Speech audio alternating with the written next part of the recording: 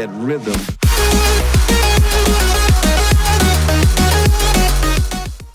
Hello guys, it's Comedic Chimera here. Welcome back to another tutorial. I know it's been a while. So today we're going to be talking about a kind of cool framework. Essentially, it allows you to build GUIs really easily, and you get to write it in HTML and CSS. And the backend of this framework is in JavaScript because it's powered by node.js. So this magic little thing up here. So just a quick heads up for this tutorial. To use Electron, which we'll talk about in a second, you're going to want to make sure you have Node.js installed. Again, this is just a way to run JavaScript on your desktop, so make sure you have this. So what we're going to be using to do this is a framework, if you couldn't already tell, called Electron. This framework allows you to develop desktop apps, what I just talked about, super easily. And again, JavaScript.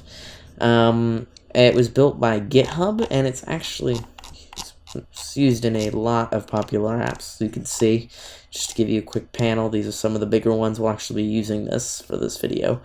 So yeah, that's what this thing is. And again, it just allows you to build desktop apps with HTML, JavaScript, and CSS. It's super easy, and it's super easy to get started with. So we'll go ahead and open up a terminal here. Let me go ahead and open up my file system as well. I think I may have some, okay, delete that. Please delete all those, thank you. Okay, so yeah, I want to navigate to the directory. I've just created a directory, and I'm going to go ahead and create two files just to get started. A main.js and a index.html. Okay, so this is our HTML file, this is our JavaScript file, and again, I'm assuming that you know how to write JavaScript and write HTML for this series. If you don't, what are you doing here? Please learn that first. This is a JavaScript and HTML framework.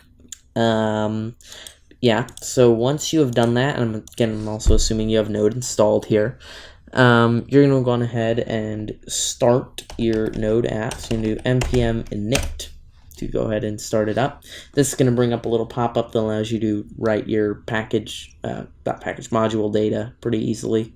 So just give it a name, test app. You can just tab through like basically all of these. Not planning on releasing that, so you can just tab through, fill in any one that you feel necessary. The one that's important, actually, kind of gloss over it, is up here, entry point. Make sure this is set to main.js. If you accidentally did it without, it's okay. You can go back and change it later really easily. You don't have to go through this whole process again. So you can go ahead and just click yes, tab through that, so it'll just create this little JSON file. Now that you've done that, you're going to want to make sure you have Electron installed globally. So, you use that command to install it globally. I already have done that, so just make sure you do this. This is important, and then you just do --save to install it locally. So yeah, this is just going to go ahead and do that for you.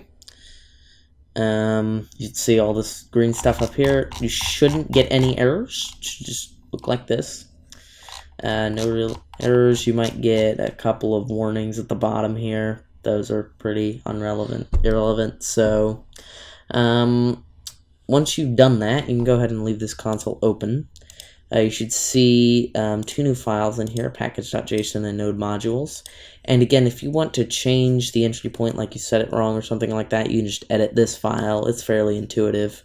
We're not going to need that open anymore. Instead, go ahead and open up your editor of choice. As I said earlier, I'm using Atom. You do not have to use Atom, but you can. Yeah, it's editor. I won't be walking through that because, again, you can use any editor you want. I'm using Atom. So to get started, you're going to want to type at the top of your main.js file, right here, const app browser window equals require. Okay, Adam, don't you misbehave on me now. I'm trying to make you look good. Don't do this. tonight. I'm sorry, it's late and I've recorded this a couple times, so just bear with me here. But you're going to want to type this at the top of your file. This will go ahead and bring the Electron package. Then below this, you're going to want to bring in two other packages. Require path. Again, these are just their names, and const URL equals require URL. You only need these for a couple methods that they provide, but they are kind of useful later. So now you have your includes. I'll add a quick comment up here. Includes, and this source code will be available as a gist that you can look at. So gist, I don't know how it's pronounced. Now at the top here, you're gonna want to create a new variable to initialize it to undefined. Let win right here. So this is gonna be our window variable. Little comment up there, and again, assuming JavaScript knowledge. Now we're going to create a quick function. Let's just say function create window. All right. This is just going to be a sort of starter function for you. Now you're going to want to set win equal to a new browser window. As I said, we used that previously. Width 800, height 600, so that's just specify your dimensions. If you want to make it full screen, just leave that blank, and then below it you can type the function win.maximize. Don't have to, I'm not going to for this tutorial, but if you so desire you can. So this is just going to create a new browser window. Now we're going to add some HTML to that browser window. So now you can do window.loadURL, that's the name of the function. And then you can do URL.format. That's why we need this module here. Add a quick semicolon on the end there. I know you don't have to, but I like to. And we're going to create a new sort of inline object. Path name equals path.join dir name. This is the current working directory plus index.html. So we're going to say, I want you to use this index file. You're going to say protocol equals file and slashes true. So this is just going to say I want you to open this file over here, load that URL using the file system. You can also use HTTP, I believe. And then you can do slashes is true. So you want to allow it to use slashes. And then the next thing that you're going to want is you're going to want to do win.on close. It's closed function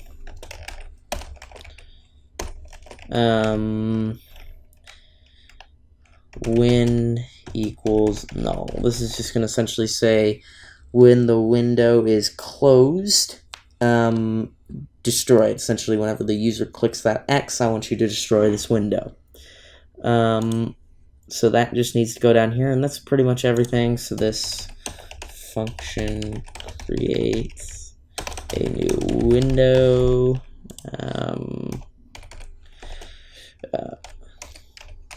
Creates window. Again, I'm adding these for you guys.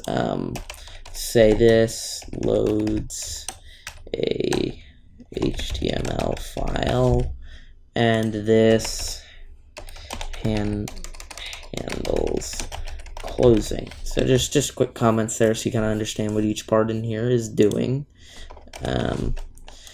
And now we can move down, and now we just need to write a couple more things. These are fairly short.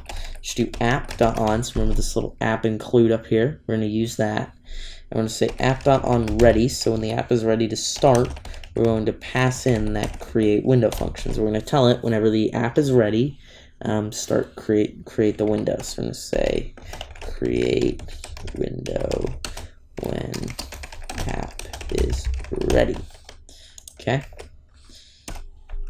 Now you can say app.on window all closed. So this is an event, essentially checks to see if windows are closed to end application. So that's what it does. It's even I just kind of wrote it out for you. Essentially, whenever all the windows of an application are closed, it will end the application. We're going to use a quick inline function here.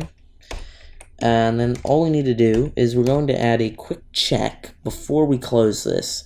And we're going to see if the user is using a Mac or using OS X.